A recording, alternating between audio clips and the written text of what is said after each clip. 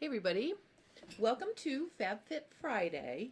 I'm actually starting exactly at 1 o'clock, which I think is a record for me in the past month. I've been a little bit late setting stuff up at the last gun, but I'm here on time today, so very excited about that.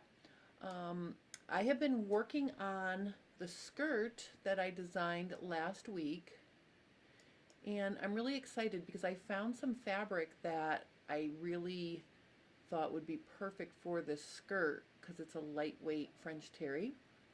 And it actually ended up working out to be a really nice fabric to work with. And I did end up taking in each piece 1 inch to compensate for the stretch, because if you remember, I draped non-stretch muslin on my dress form to create my skirt sloper. So when I switched over to a knit, it was a little bit too big. So I took off 1 inch off of both the front and back pieces, and now it fits in a way where it's going to be comfortable. It's a little loose up at the waist, but I will be able to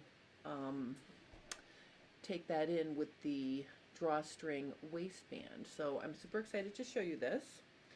And I think what I'm going to do first is let me show you the hem finish we're going to be doing first. I made a sample and I'll show you my sample, and then I'm actually going to show you how to finish the hem. And then after the hem is finished, I'm going to go back and show you how I constructed the skirt using a decorative Flatlock and some woolly nylon. Hi Francine, welcome. I think it's just like you and me right now. I did get your question that you emailed me. I will fit that into a upcoming Fab Fit Fit Tip Tuesday. Hi Janie, welcome. I'm just about to show the not so blind hem that I'm going to put on my skirt, and then I'm going to reveal my skirt that's actually directly behind me. It's on my ditto form. But let me just switch my view here. Hi Mary, welcome. Okay, so this right here is my not so blind hem technique that I did, and this stitch, or I'm sorry, this hem is created using the reverse Flatlock stitch on the serger, and I'm going to be showing you how to actually add it to a skirt. So we're going to be doing that first, and then I'm going to go back and show you how I stitch some of the other parts using the Flatlock. So this entire skirt was constructed using the Flatlock, reverse Flatlock stitches, except for the buttonhole. So let me show you what it looks like. Okay. I'm going to move her right in here so you can see. Basically, I'm going to take it off so you'll be able to see the center front, side seams, and the back. And this is where I wanted to show you, this is how much the waist is a little bit too big, and I'm going to take that up with the drawstring once it's on. But you can see across my full hip here, it fits perfectly. Let me see if I can dip it down a little bit so you can see a little bit more. Well, there we go. You can see it a little bit more now. Okay, so that's what the skirt looks like on my ditto form. Okay. All right, so I'm going to take this off now so I can work with it. I'm going to show you how to do the hem. So let me just get this off.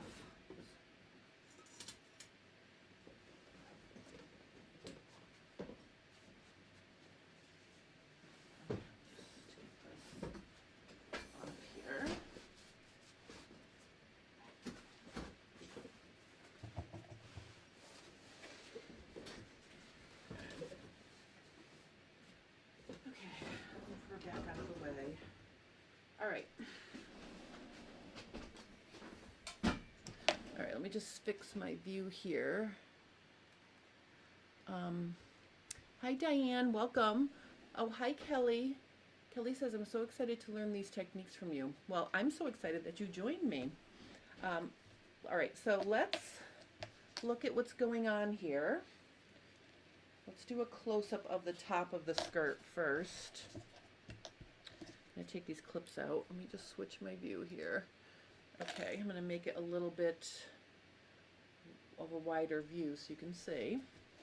Okay, so this is the shaped waistband that I created. If you remember from last week, I created a shaped waistband. It had a slight C shape to it. So I cut two, one for the waistband and one for the facing. Okay, so you can see this is what the skirt looks like on the inside. And one of the cool things about using the Flatlock stitches, it really makes your garment practically reversible, because on the inside, if I turn this whole thing inside out, I mean, it looks just as lovely from the inside as it does from the outside. So I think that's kind of cool that the finish is nice on the inside. But basically, I used the reverse Flatlock to sew the waistband and waistband facing together. See, that's this stitch right here. And then I used the reverse Flatlock to sew the waistband onto the actual top of the skirt. So that's how I constructed it. And remember, we had that little V piece, so I used this is a Flatlock stitch, and I put woolly nylon in my upper looper. And we'll stitch samples of how to do this after we're finished with the hem. But basically, I just want to show you at the bottom here, here's what the bottom of the skirt looks like. And what I want to show you is, in preparing for turning this hem up, I reduced the stitch length to make it less dense a little bit. So when it's turned up, it'll just be slightly less bulky. Okay, so I started reducing the density of the stitch probably between, 3 inches from the cut edge. So now what I want to do, I'm just going to trim all of this.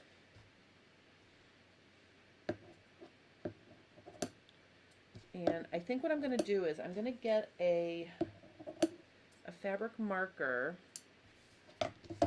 and I'm going to mark my hem. Remember, this is a wide hem.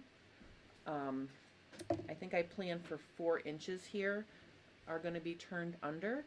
So what I want to do is I want to get that settled first. So I don't know that I think I'm going to mark it so I can see it on the wrong side.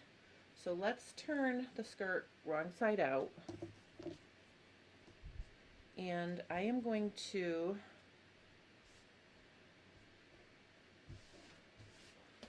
get myself a ruler. I think I'm going to just use this ruler. And then I'm also going to use see if I can find my chalk, my little chalk liner, like my collection of pens. This is mostly due to my daughter Anna. She's a pen lover. Okay, so what I'm going to do,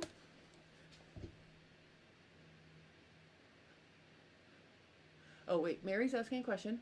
Mary said, could I have made the waistband with a little negative ease to make it fit tighter?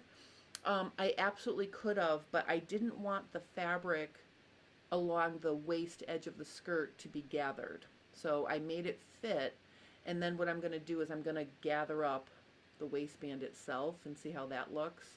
But you absolutely could make your waistband snugger. Like I do that when I make my yoga pants.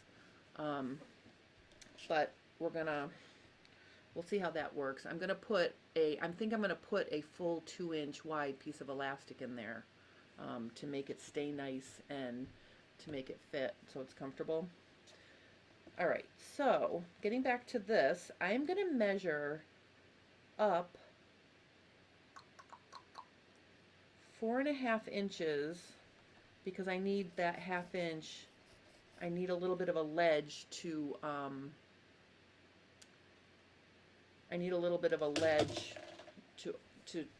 support the stitches from the blind hem. And I'm also realizing now, I think I'm going to write on the right side of the fabric so I can see my line. So I'm turning this right side out again. Sorry. So I'm just going to use my Choco liner here, and I'm just going to mark along my edge, cut edge, 4.5 inches all the way around.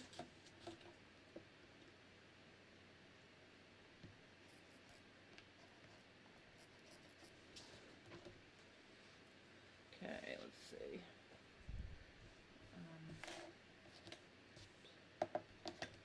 So I'm just marking right around 4.5 inches.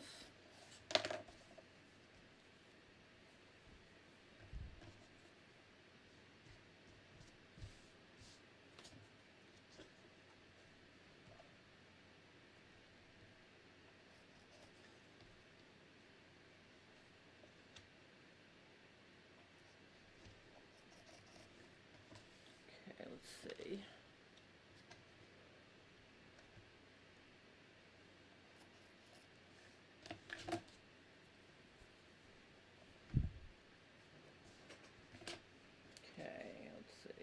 Just marking around. I know this is kind of boring. I'm trying to hurry up.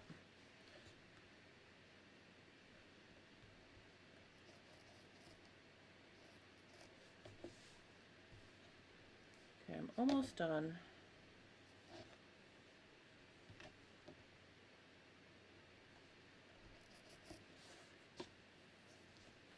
Let's see. Okay, let's see.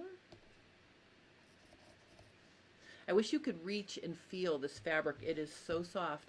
And actually, I'm not usually a lover of fabric that I get at Joann's, but I did find this at Joann's because I had to find it in a hurry and I didn't want to wait for shipping. So I just went over to my local Joann's and they had this and it was so soft. I thought, I'm going to try it. Okay, so I've made that's my finished length line. So what I'm going to do is I am going to fold on that line, and I think I'm going to use my favorite Wonder Clips just to hold the fold. So I'm just going to go around and pin it under now, right on that line. Oops. And that way we'll know what we have to work with.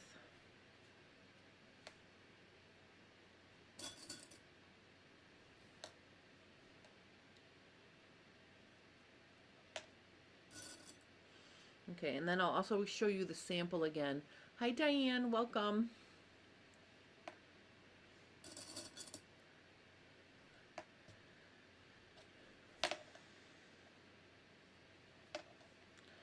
Okay, so I'm just gonna pin along here. And I'm just folding on the finished length of the hem here.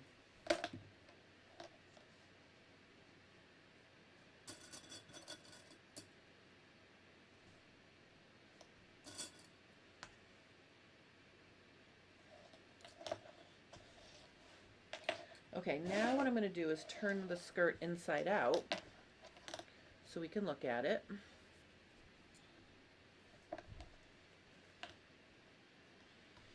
Okay, so this is going to be the hem allowance is going to extend up like this.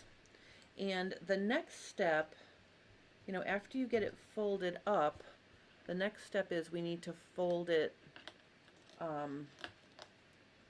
to prepare for that blind hem technique. All right, so what I'm going to do is I'm just going to work a little bit at a time, but before I do that, let me just show everybody who came late.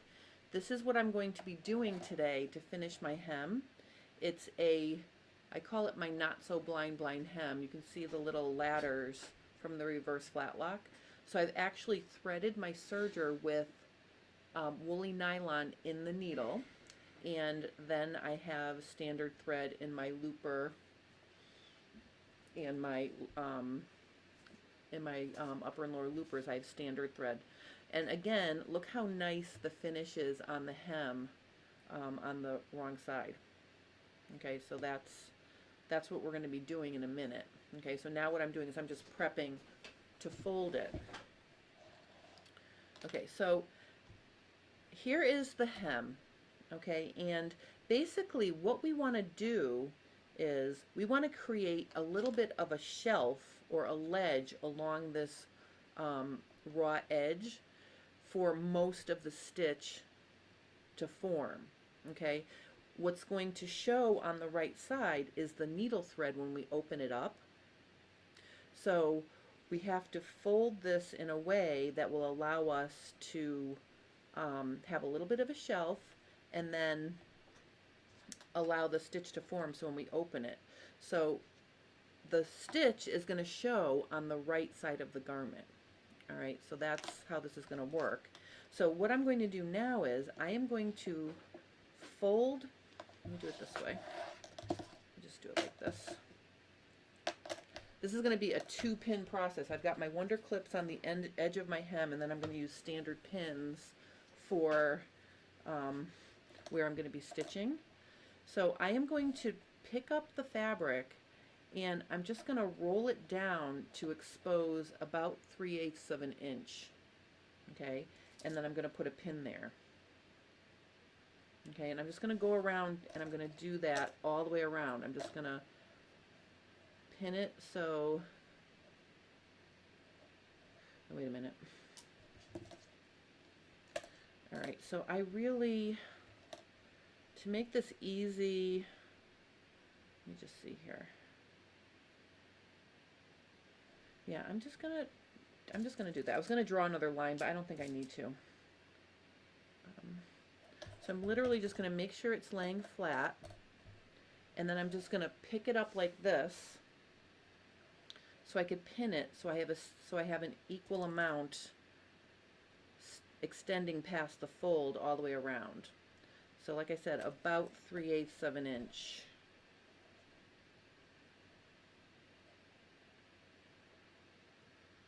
Okay, so and then I'm just going to pin that fold to it. So the fold is here, and then there's my little ledge. So I'm just going to go around, and I'm just going to grab it.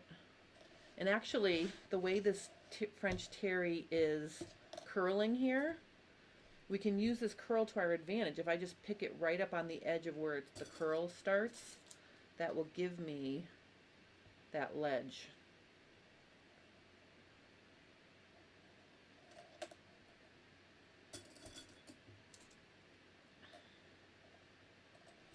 So let me just get another section to work on here.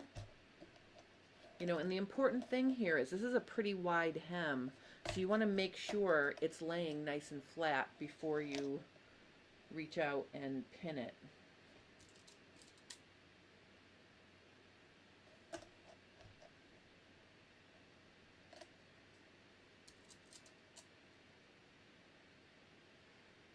Okay, so see what I'm doing? I'm just literally making sure everything is laying nice and flush with each other, and then I'm just creating that ledge.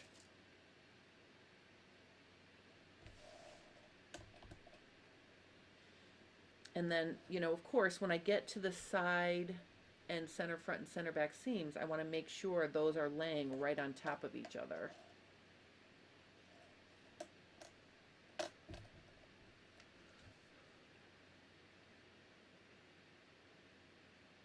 Oh, Mary says, you have more patience than I do. I would have spray starched that curl.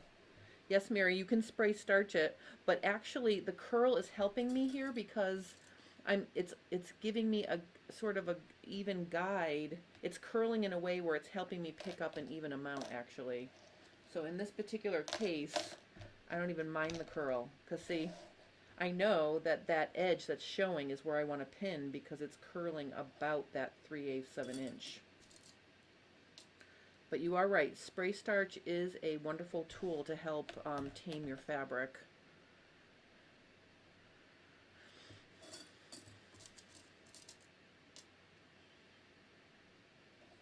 Okay, I think I'm almost around. I am.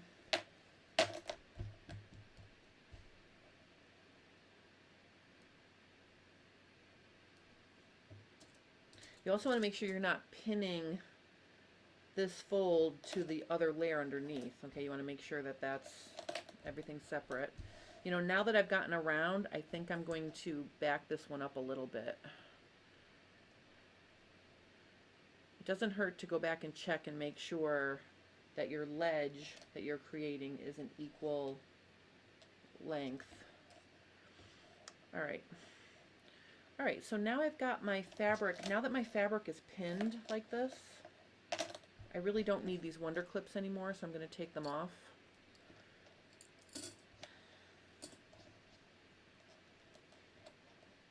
Okay, and then what I'm going to do is I'm going to just visually make sure everything looks nice and even. My fold is right on those chalk lines. I think I'm good.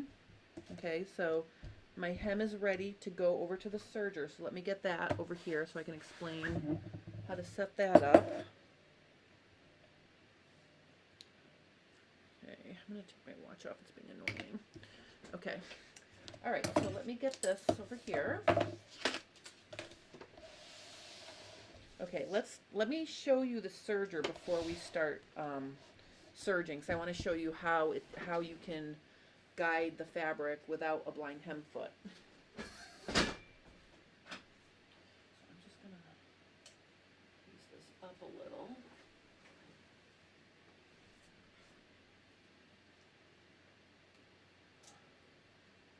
Okay, I'm gonna get right in there so you can see.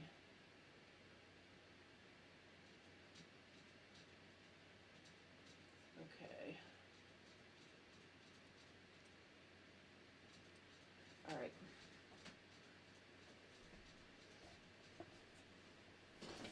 All right, what I want you to see here is the toe of, maybe I'll make that one skosh maybe a little bit darker there.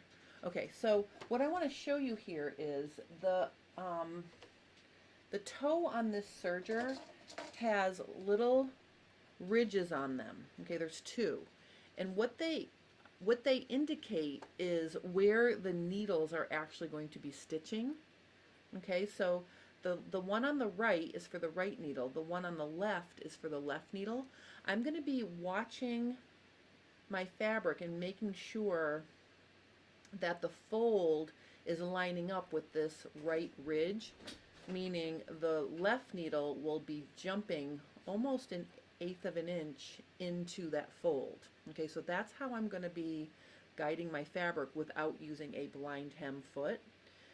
If you love this technique and you want a little bit of help guiding your fabric, a blind hem foot is a really great accessory to get because it's got a flange on it that helps you guide your fabric. But I'm just going to do this sort of without any special help here, and I'm going to use the ridges on the toe of the presser foot. And then just to remind everybody, I've got my left needle in, I've got woolly nylon in my left needle, my tension for my needle is set at 1, so almost nothing. My upper looper is really loose, it's 1.5. My lower looper is 6. Okay, those are the settings I have. I put my stitch length on 4, which is the biggest stitch length I have on the serger. And my differential feed is probably, it's halfway between 1 and 1.5. That's what this fabric likes for a differential feed setting. All right, so here's my skirt. So what I'm going to do now is I'm going to fold. Let me make this a little bit bigger so you can see here. Hold on. Okay, so I'm going to fold my skirt hem back like this. So the whole hem is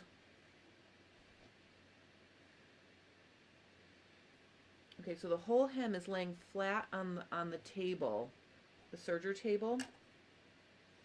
And all I'm going to do here is I am going to just trim away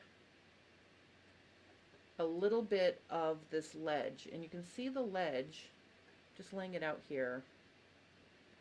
Okay, so this ledge right here, that's what I'm going to be trimming off. And I think to get it started, I'm going to create a parking spot for the presser foot to go in there.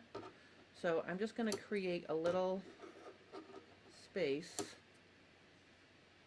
Okay, so basically I'm cutting off like a 1/4 inch piece of knit here. Okay, so see what I did? I created like a little parking spot. Okay, see what that looks like?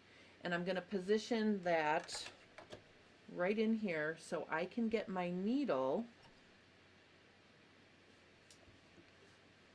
When I get started, I want to make sure my needle is going to be in the fold of the fabric. Okay, and then you can see the knife is going to cut off the rest. Okay, so what I'm going to do here is I'm just going to make sure everything is lined up. I'm going to make sure that this hem down here is laying nice and flat. And then I'm going to start stitching.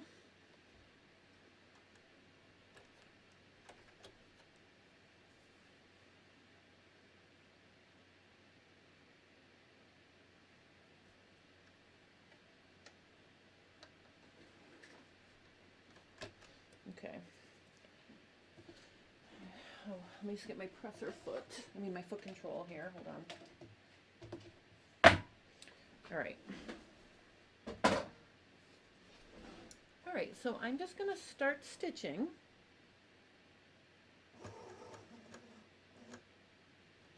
And I can see my little tail is flapping around in the back here. Let me grab that.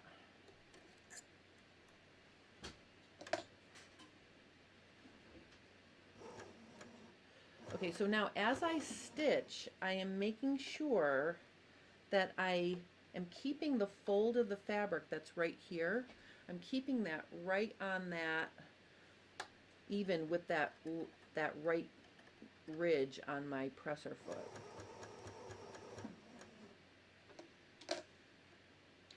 And I'm just going to work from pin to pin.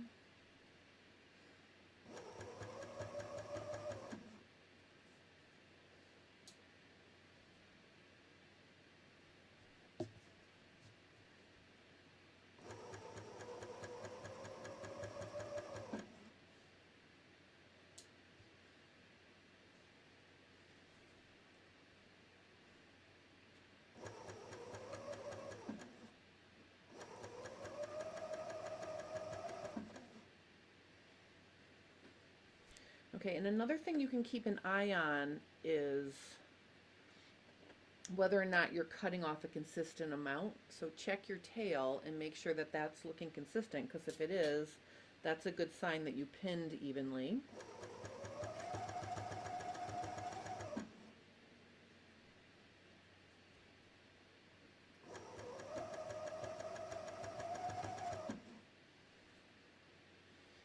Okay.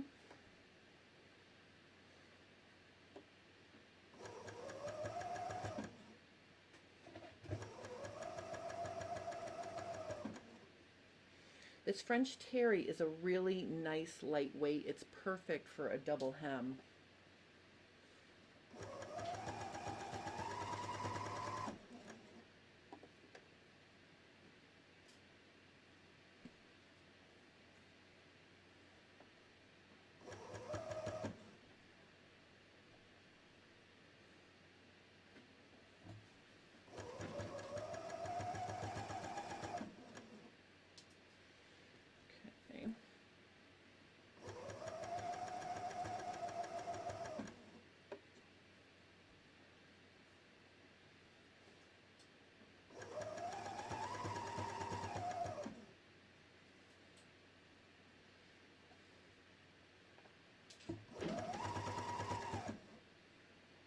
All right, I'm coming to my start point.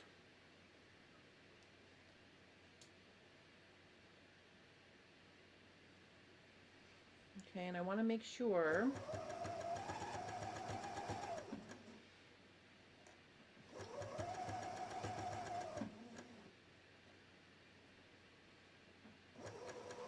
that everything is lined up. All right, so what I'm going to do now, I almost feel like a broken record here because I talk about this every time I sew in the round. I don't want to just run off the edge. So what I'm going to do is I'm going to continue until I cut off my tail.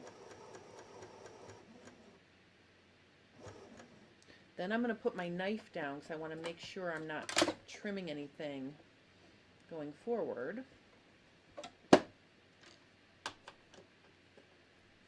And then I'm just going to overlap my start point just a couple stitches, because remember, every time you overlap, you're going to have a little ladder there, you know, showing. So once I've overlapped a little bit, I'm going to lift up my presser foot. My needle is already lifted. I'm going to push everything to the back, and then I'm going to chain off.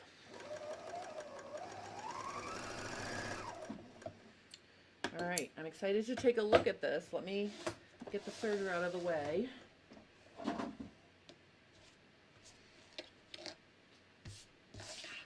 All right, so let me just get this set up so I can show you this, my favorite part of this. Hold on, let me get this set up nicely.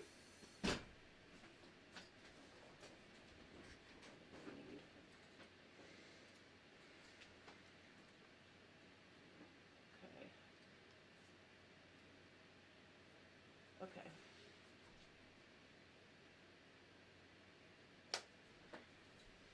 All right, so here we have our skirt. This is exciting. This is like the big reveal. I'm going to turn this right side out.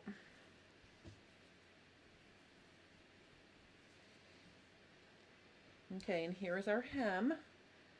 And you can see, I'm happy to note that my center front Flatlock is matching perfectly, which makes me happy.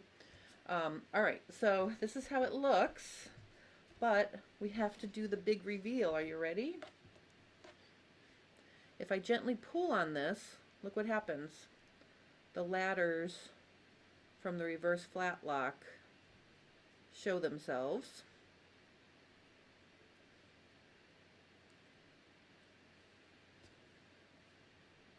Isn't that cool?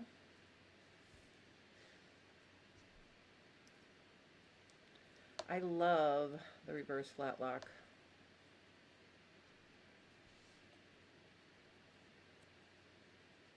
So you just have to gently go around and pull it open.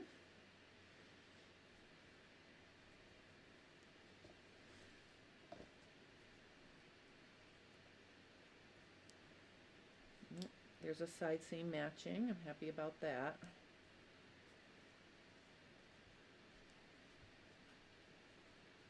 Okay.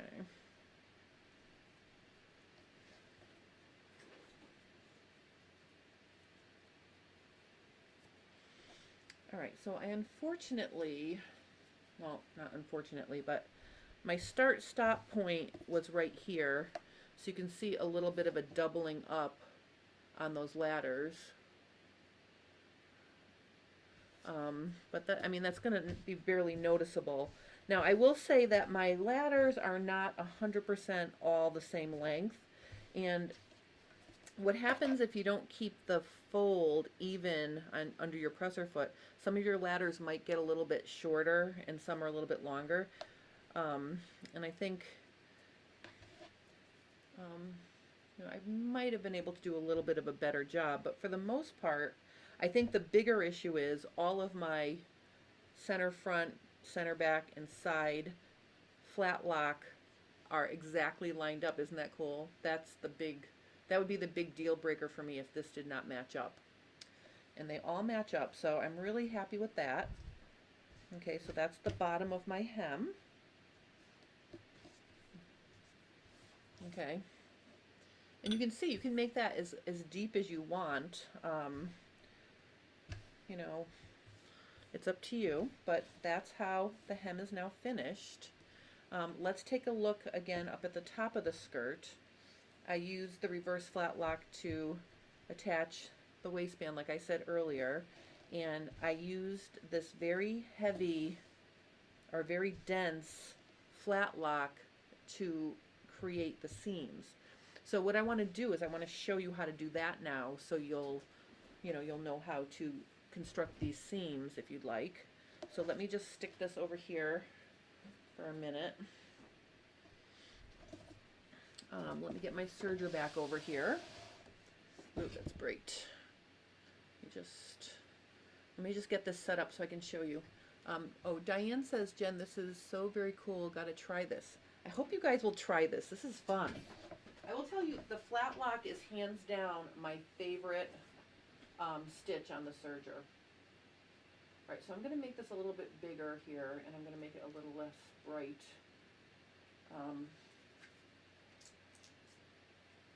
Just get it. All right, I'm going to have it be like that.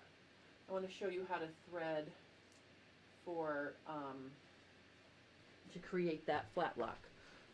Okay, so right now, like I said, I have my needle has the woolly nylon in it. So what I'm going to do is I'm going to cut these threads. I'm going to cut my needle thread, and I'm going to cut my upper looper thread. Because when you do a Flatlock now, the Flatlock is, I'm sorry, when you do a Flatlock, the decorative thread goes in your upper looper. Okay, so I'm going to switch my woolly nylon over to my upper looper. And I'm just going to take these threads out. I'm going to leave my lower looper is going to stay the same. That's going to continue to have just regular thread in there. Hi Amber, thanks for joining us. We're working on Flatlock stitches to construct the skirt that I designed last week. All right, so I'm going to just thread my upper looper. And this woolly nylon, sometimes I have to make a thread cradle to get the woolly nylon through the looper. I did that to get it through the needle, but I think I'll be able to just get this to go right through the looper without fussing too much. Let me just cut it sharp. I think I can get it to go in there.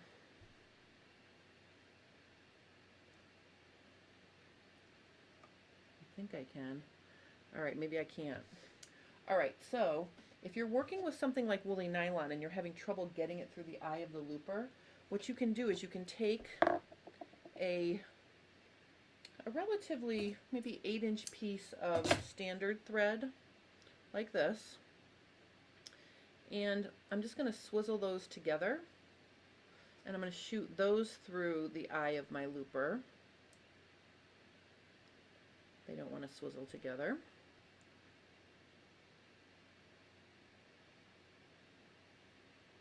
Okay, so see, once I get those through, then that creates this loop right here. So I can take my woolly nylon and I can put it through that loop, and then I can pull, this is called a thread cradle. See how it's pulling the thread through the looper? Okay. All right, so I've got my upper looper threaded. Now I'm just going to rethread my lower looper. And I just have a light gray thread in my lower looper.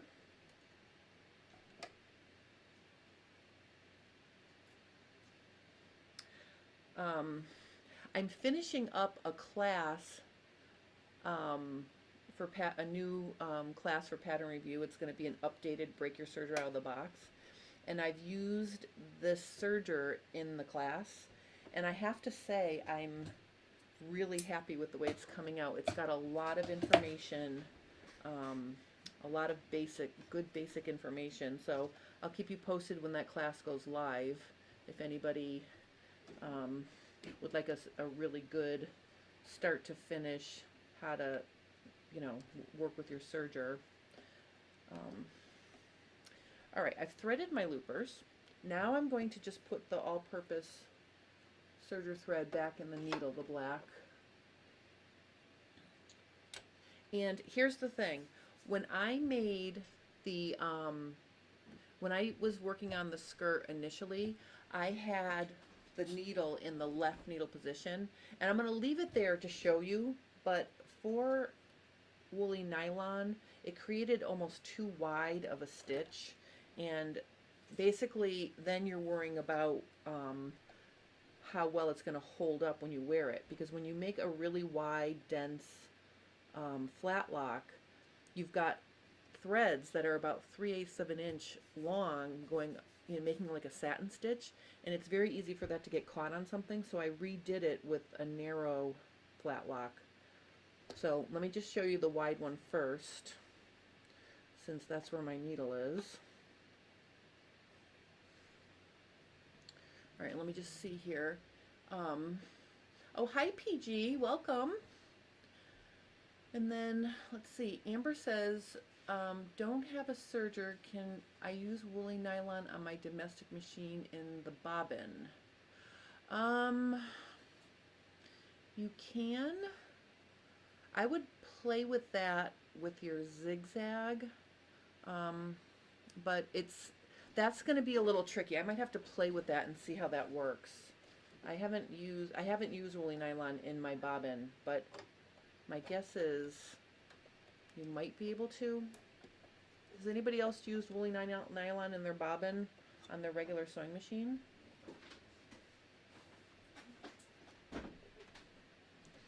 I've used heavy threads to do bobbin work in my bobbin.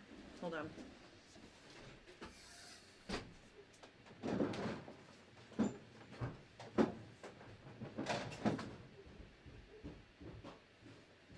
All right, so I did, this is completely off topic, but since you asked, I just want to show you this.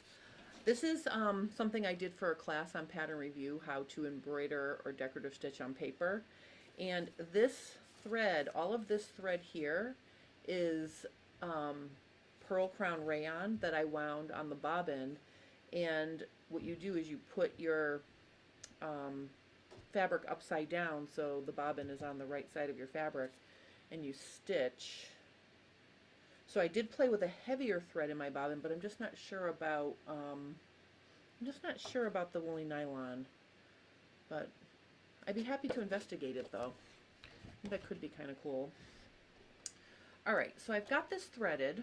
Now remember, for a flat lock, we need to have almost no tension on our needle.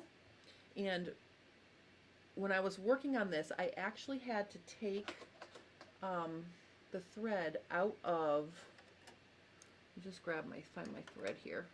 I had to take my thread out of the tension for the needle and put a piece of Scotch tape there to really create no tension. So I'm just going to put a piece of Scotch tape just gently right there, so it's covering the path for the thread to sink into the tension, and that's going to help me form a nice flat lock. You'll notice when I did the blind hem technique though, I was using woolly nylon in my needle. I did not have to bypass the tension, because when you're working with woolly nylon, I have found that sometimes you have to actually increase the tension a little bit because it's got a lot of give to it.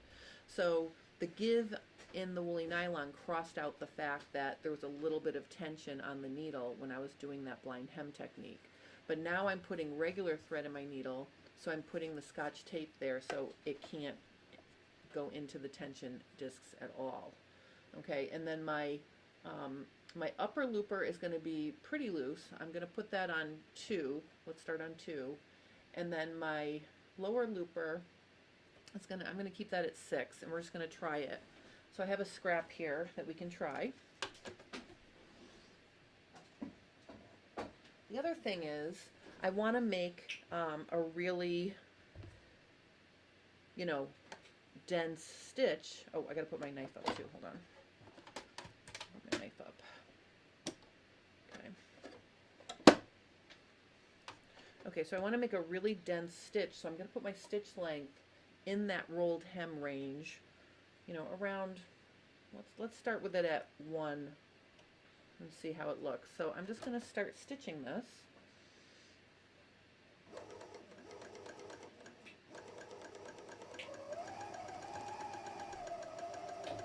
Okay, and I'm going to go slow.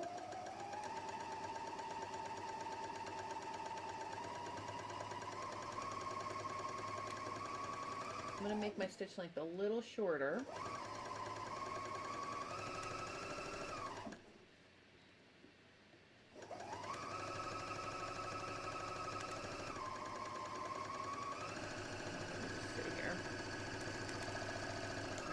Take a look at this. All right, so here's what it looks like. And then when you open it, it slides flat. Okay, and it lays flat, and that's how I did the center, front, back, and side seams. Okay. And here's another thing. Now, this is a patented feature on this Bernina, but I tried it to, I wanted to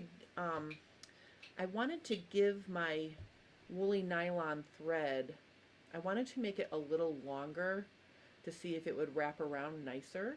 So there's a feature on this serger. It's called the micro thread control, and it's a little lever right here, right in front of the stitch finger. Oh, wait a minute, my stitch finger was not up for that.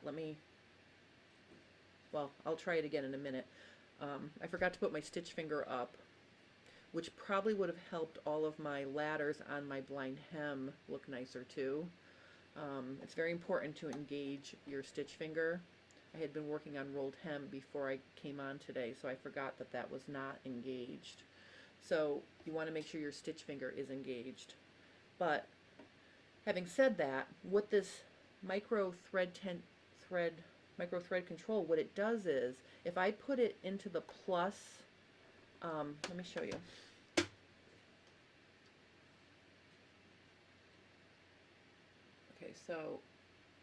Okay, so I'm going to take the presser foot off here because this is kind of interesting to me. There is my, this is the, let me put the knife down too so you can see. So anybody who has a newer Bernina may have this feature, but this is the stitch finger right here.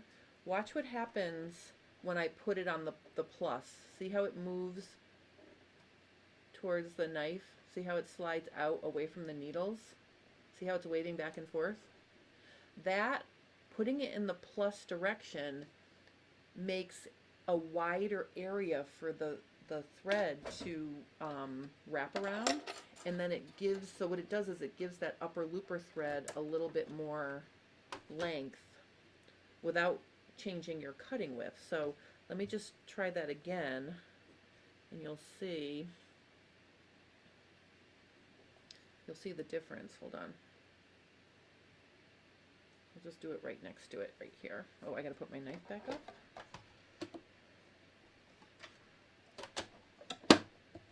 All right.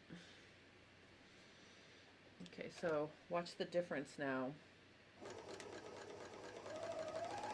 It's gonna make a super wide, and part of it too is because I did not have my stitch finger engaged before. But this is the width that I was working with initially.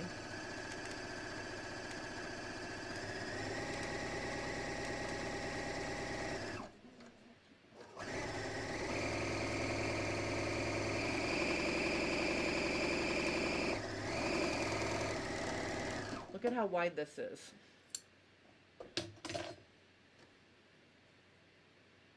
Isn't that cool? You know, and then when I open that up,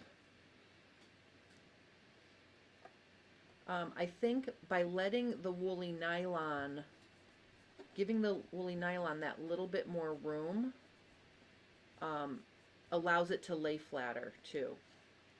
So let me put it this way so you can see. So you can see, if we compare the way this wider one is laying versus the narrower one, okay, you can see this is lifting up in places, this is not. So relaxing that thread a little bit helps. And you can also make the stitch finger go out a little bit if you don't have that feature by making your cutting width a little bit wider too. Because as your knife moves to the right, the stitch finger can move to the right a little bit as well on some sergers. So, and what you're seeing the white thread or the light gray thread on the edge of the stitch. That's the lower looper clamping that down. Okay, so it may be that if we made that a little bit tighter, you know, it would lay a little bit flatter, but that's how you create that bold look. Let me just make this a little bit bigger so you can see. Okay, so, and again, I started out with this width, and I felt like as I ran my fingers through it, look at what happens. See, it's very easy to screw it up and have it get caught on stuff. So that's why I made it narrower. The narrower one is a little bit more durable. So even though I really love the look of this heavy black Flatlock, I felt like I would wreck it in 5 minutes after the first wearing it would get caught on stuff. So I narrowed it down. And I basically, by moving my needle over to the right and then making my cutting width a little bit less wide. So that's how you create those seams.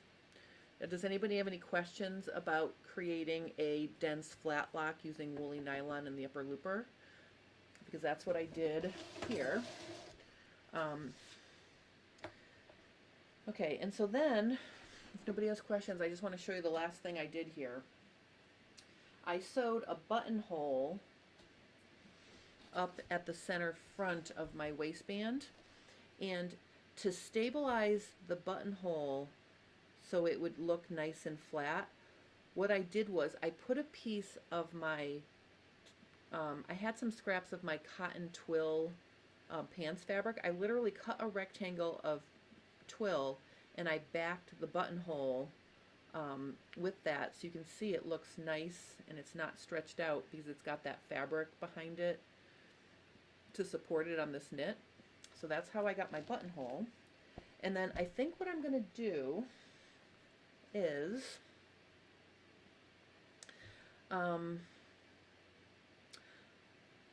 okay, so after making this, I realized I wanted to put a wider elastic in there. So let me just go get a piece of wider elastic and I'll show you what I'm going to do with that.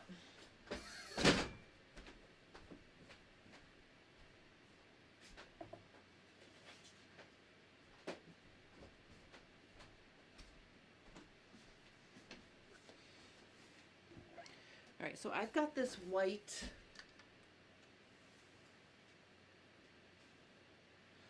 I've got this white 2-inch wide cut through sew through elastic, and I think it'll be perfect in here. See how it's almost exactly the width of my waistband, but I really can't shove it through this hole because I wanted to make a drawstring.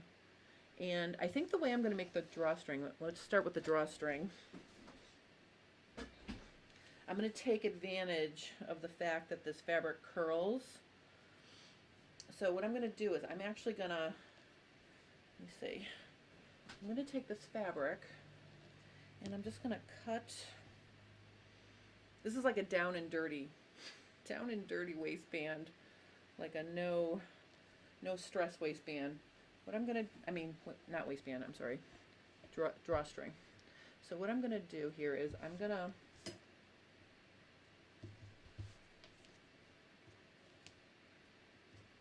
I am just going to cut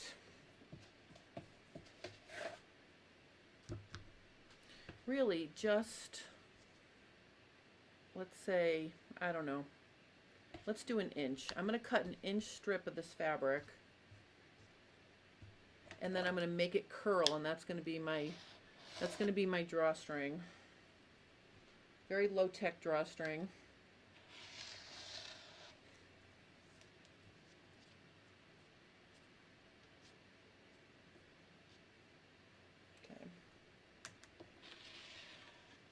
So what I'm going to do is this is going to be my drawstring. Literally, I'm just going to pull it and see how it's making a nice circle. That's going to be my drawstring. I'm not even going to sew it. So instant drawstring. And what I'm going to do is I'm going to take this elastic and I'm going to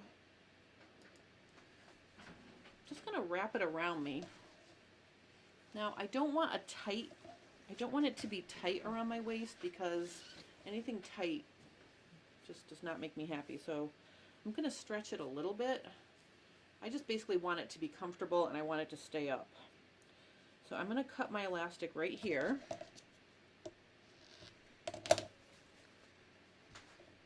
Right, and then what I'm going to do is I'm going to sadly, because I didn't pre-plan, I thought I was just going to put a drawstring in there and call it a day, but I really want to put this elastic. So I'm actually going to cut these flat locks, these reverse flat lock ladders here. I know my scissors are in here, so let's put them. There they go. Oh, here's my seam ripper. Alright, so I'm literally just gonna cut these like this. Just enough so I can get in there. Maybe a little bit more. I feel sad that I'm ruining my lovely flat lock seam here. Okay, and then what I'm going to do is I'm going to take this and I'm going to use my wooden bodkin, which I have here somewhere. Where did I put it?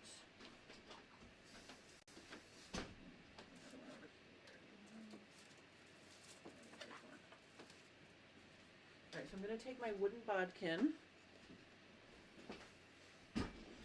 and I'm just going to snake this elastic through.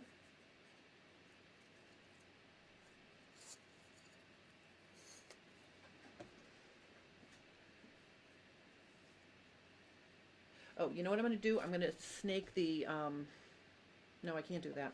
Never mind. Alright, I'm going to put this elastic through first.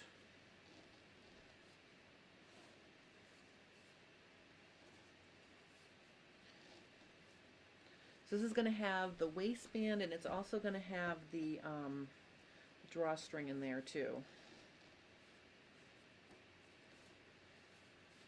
Alright, so let me just get this in here.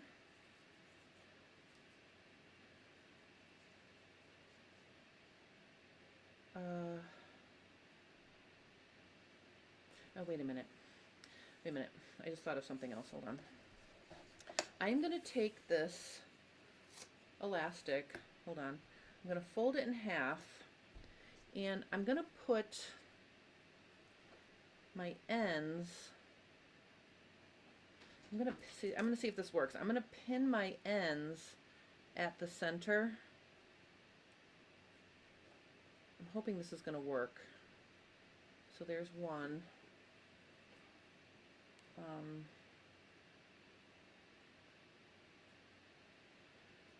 Well, I can pin one. Let's try this. I'm going to put this in like this. I'm sort of trying to figure out how I can get both in there in one step. I don't know if I can do both at the same time, but I definitely can get it in there at least part of the way. Alright, so I want this to face out. So let me put this back in here again.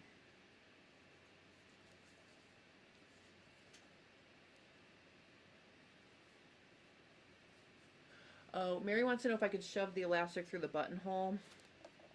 I might be able to do that, but I'm afraid I will totally traumatize. I made a tiny little, but the buttonhole is really, it's less than a half an inch. It's teeny. So,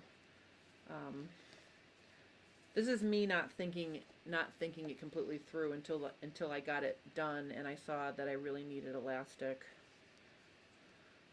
But this will be fine. I'll get this to work pretty easily. All right, so now I've got my, I want to see if I can pull this pinned,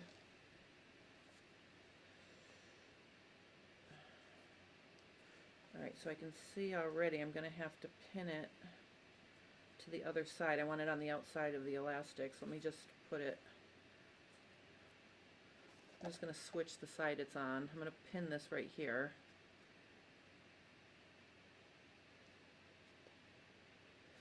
And I'm going to try to pull it through. And then the other thing is I want it to sort of stay flat as it's pulling through. So as I pull it through, I want it to stay nice and flat. Alright, so let me... Alright, I can see that's not going to work, because my pin is already getting stuck. Alright, I'm going to have to do that two separate things. Alright, so first let's get the elastic in there.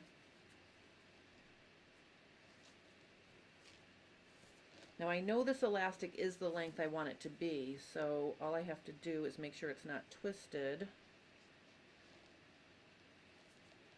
I think it is. Alright, so let me just get it in there. Get it to lay nice and flat.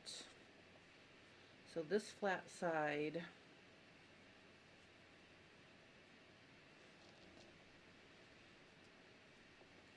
can now get pinned to this flat side for a minute.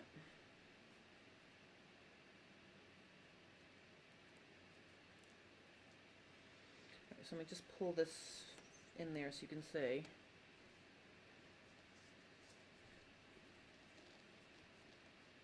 Oh, and it is twisted, dummy. Okay, wait a minute.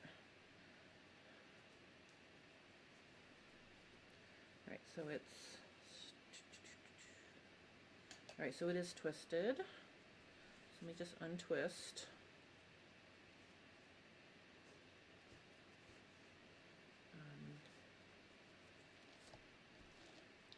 So to get this to not be twisted, I have to do this like this. Alright, so now it is not twisted. Let me just pin that back together.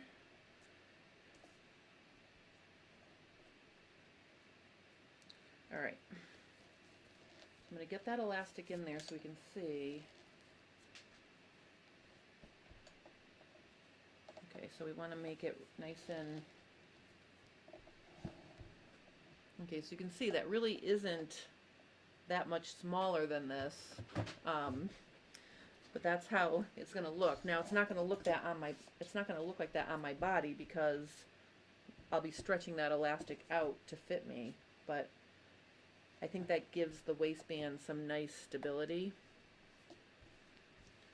So there's my elastic waist, and then I can just use my big eye needle. And here's a tip when you're using a big eye needle. This is like a freakishly long big eye needle I have. Let me just see here. Francine says, very interesting to see how and when to use serger stitch in a real project, not just in an instruction book. It seems so easy when you do it. But I'll tell you, Francine, once you practice with the Flatlock, it really does work pretty easily.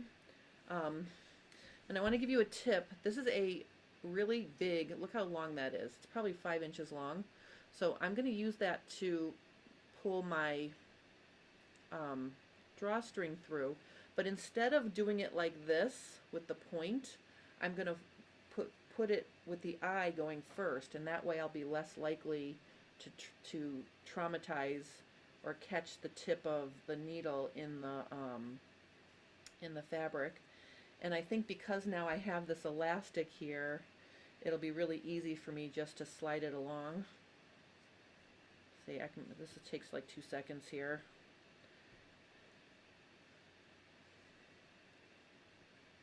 This will be really quick. And also, there's no seam allowances inside for it to get caught on because they're all flat locked. So this will be actually really easy. But using the blunt eye end of the needle makes it easy for it not to, like, you know, pierce the fabric as you're sliding it through. Because you can see, look at how easy that is. My needle, the tip of the needle is getting in the fabric from the back end, so... Alright. Okay, so now I've got my needle all the way around.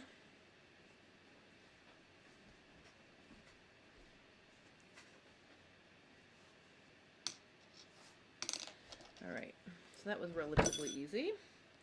So now let's pull it, stretch it back out.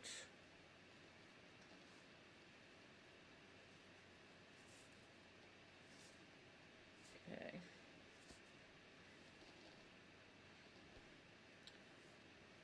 Okay, let's see. Alright, so now we've got a drawstring and we've got elastic. And I think what I'm going to do is I want that elastic to be up at the top. So I probably will tack it at like where the side seams would be and the center back to keep that elastic up at the top.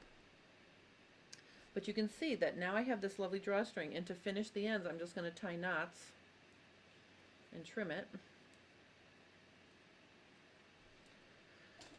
So there's one. You just trim it on a little angle like that.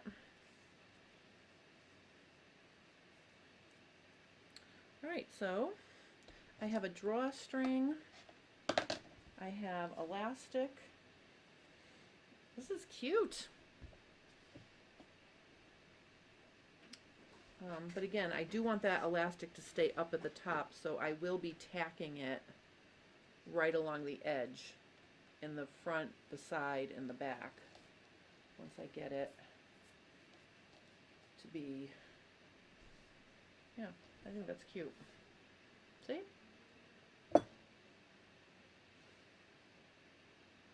Alright, does anybody have any questions? Now, of course, I have to go back in here and sew down my elastic permanently. And I'm just going to use my 3-step zigzag to do that. And then I'm just gonna, you know, I might hand sew my hole shut, but basically I just have to sew that and then it's all done. So that is my first skirt using my sloper. I'm pretty pleased with it. See?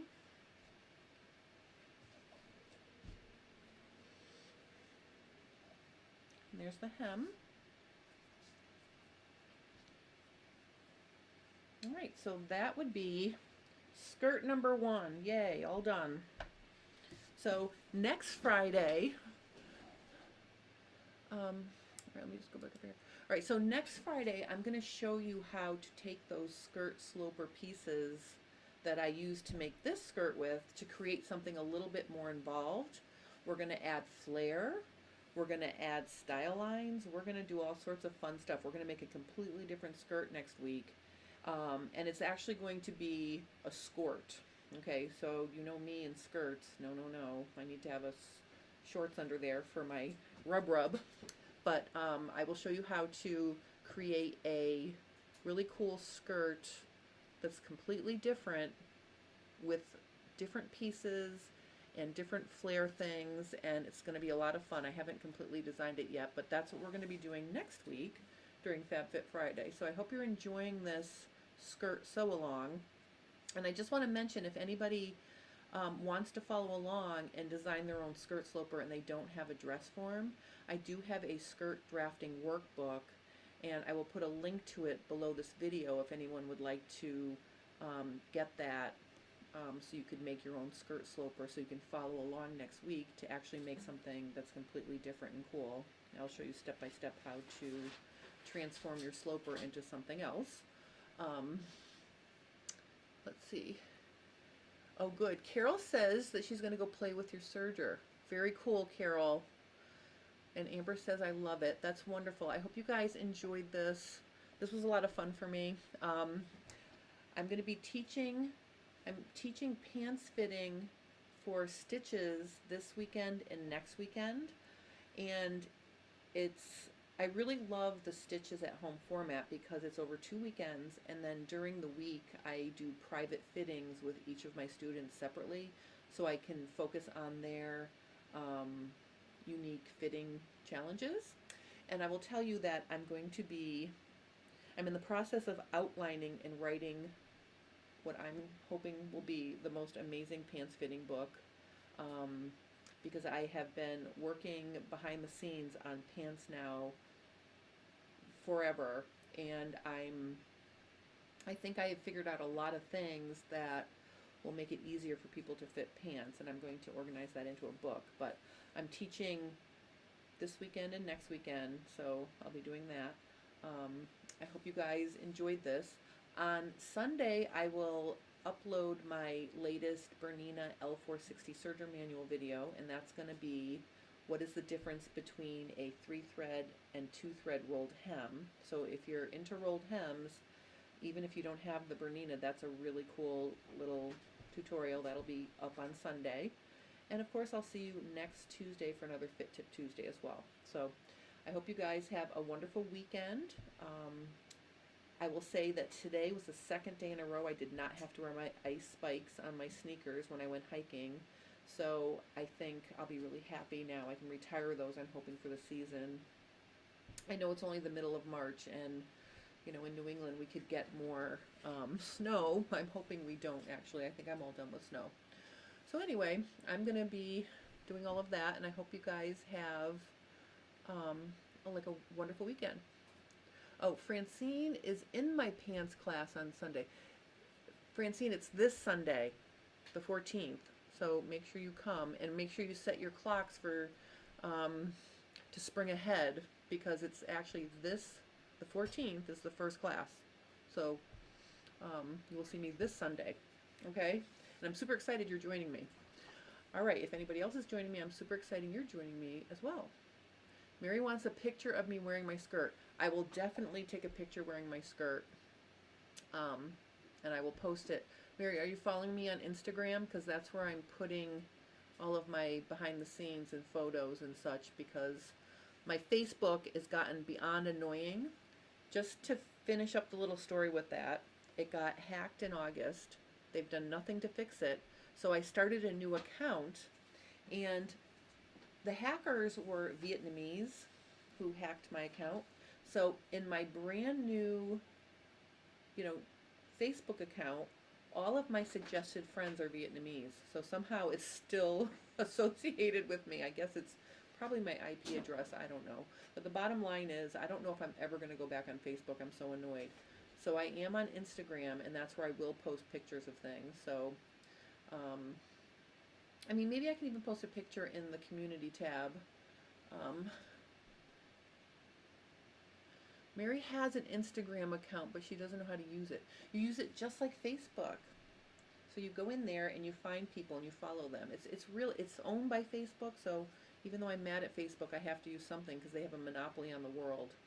So I'll see if I can find you on Instagram, and I'll check in with you. But that's where I put all my pictures and my behind the scenes that I used to put in my Facebook group. I put it on my Instagram. And maybe I can get a picture posted in the community tab on my YouTube page too. But anyway, or maybe I will model it next week for you. That could be another thing. So anyway, I hope you guys have a great weekend, and I will see you again really soon. Okay? Thank you for joining me. I really appreciate it. Stay safe, everybody. Bye-bye.